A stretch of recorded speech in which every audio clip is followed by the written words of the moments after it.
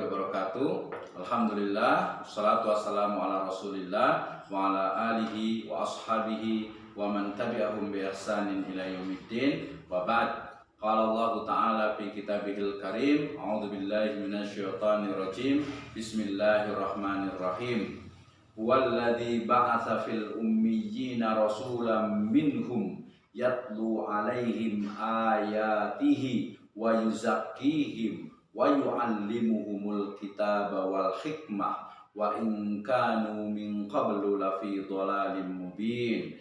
Amma ba'd, fa inna asdaqal hadits kitabullah wa khairal huda Nabi sallallahu alaihi wasallam.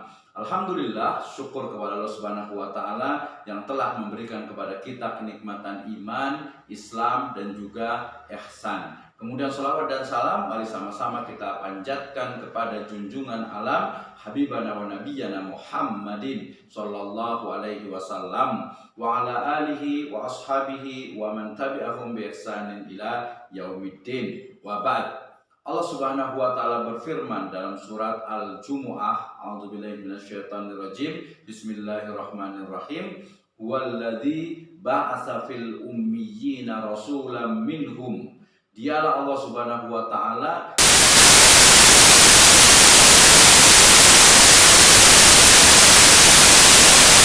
yang membacakan kepada kalian ayat-ayatnya, wa yuzakkihim, ya, huwallazi ba'atsa fil ummiyina rasulan minhum, ya,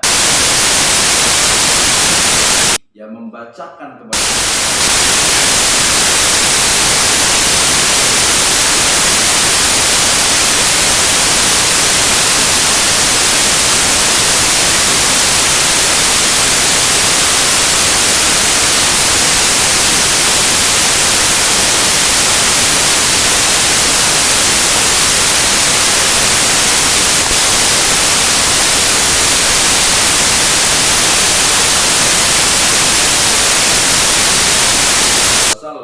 itu adalah mensucikan, tazkiyatun nufus, ya, mensucikan jiwa-jiwa manusia, sehingga kemudian tazkiyah atau menyucikan jiwa, ya, itu menjadi salah satu keniscayaan kita sebagai seorang muslim. Apa itu tazkiyatun nufus atau apa itu tazkiyatun nufus? Ya, tazkiyatun nufus dari kata-kata zaka yuzaki tazkiyatan, artinya menyucikan, menumbuhkan, mengembangkan atau membersihkan. An-nufus itu adalah jamak dari an-nafas atau jiwa, ya, jiwa dari manusia, bisa juga dikatakan ruh dari manusia itu. Sehingga tazkiyatun nufus atau tazkiyatun nufus, ya, itu adalah upaya untuk menyucikan, ya, membersihkan dan menyucikan jiwa-jiwa manusia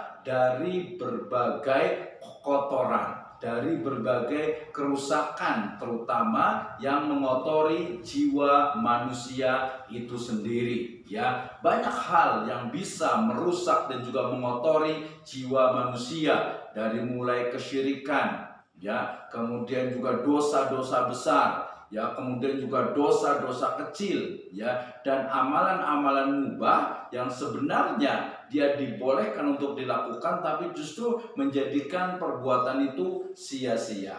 Hadirin berbahagia, maka kemudian tazkiyatun nufus itu menjadi bagian tidak terpisahkan di dalam Islam. Bahkan dia menjadi satu elemen penting yang ketika seseorang itu masuk ke dalam Islam, dia harus membersihkan jiwanya, ya, membersihkan atau menyucikan jiwanya dari segala bentuk kesyirikan kepada Allah Azza wa Jalla, ya, menyucikan juga jiwanya dari segala kecenderungan untuk berbuat dosa, baik itu al-kabair, dosa-dosa besar, ataupun as-shaghair atau dosa-dosa kecil. Ya, tentu saja kita tidak membedakan, ya, bahwasanya dosa itu adalah sesuatu hal yang menjadi kesalahan di sisi Allah Subhanahu wa taala. Nah, berarti, ya, tazkiyatun nufus ini sangat penting dalam kehidupan manusia. Kemudian pertanyaan yang paling penting adalah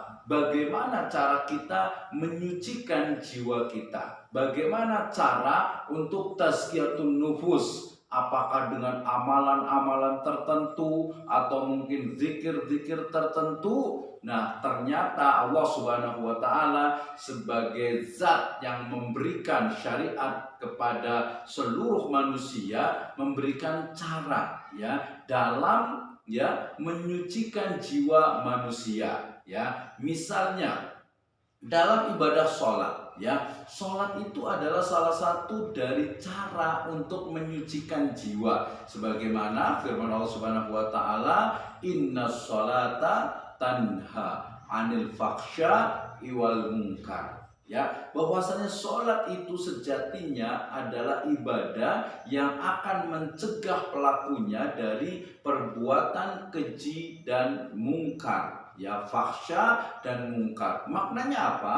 Bahwa sholat yang dilaksanakan itu akan menjadi satu wasilah, satu sarana untuk menyucikan jiwa manusia dari segala perbuatan yang keji dan juga mungkar. Demikian juga saum atau puasa yang kita lakukan.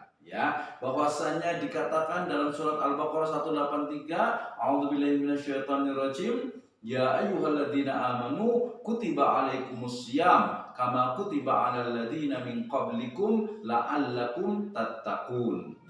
Tujuan dari saum, dari puasa itu adalah bertakwa kepada Allah Subhanahu wa taala. Nah, ketakwaan ini tentu saja dalam bentuk amalan-amalan soleh dan juga bagaimana itu upaya untuk membersihkan, menyucikan jiwa manusia. Demikian juga zakat sebagai salah satu dari syariat dalam Islam. Dia juga menjadi wasilah, menjadi media, menjadi cara dalam menyucikan jiwa. Bahkan antara tazkiyatun nufus dengan zakat, dia memiliki satu akar bahasa yang sama, yaitu menyucikan. Sehingga dikatakan dalam firman Allah Subhanahu wa taala ketika berbicara tentang zakat, dikatakan apa?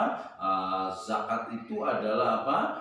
Zakat itu pertama dia untuk khusus untuk mustahik zakat, orang-orang yang berhak untuk menerima zakat. Kemudian yang berikutnya juga diperintahkan bagi amil, khudh min amwalihim, ambillah dari harta mereka sodakotan, sebuah sodako wajib yaitu zakat. Dikatakan apa? Khudh min amwalihim sodakotan tutahhirukum wa tuzakkihim biha wa sholli alaihim. Ternyata syariat, aturan zakat itu menyucikan, membersihkan, menyucikan dari harta manusia itu sendiri sekaligus jiwa dari manusia tersebut. Sehingga akhirnya berbahagia pemirsa sekalian, ketika kita ingin mengetahui cara untuk menyucikan jiwa kita, maka caranya adalah melaksanakan seluruh ibadah yang telah disyariatkan oleh Allah Subhanahu wa taala,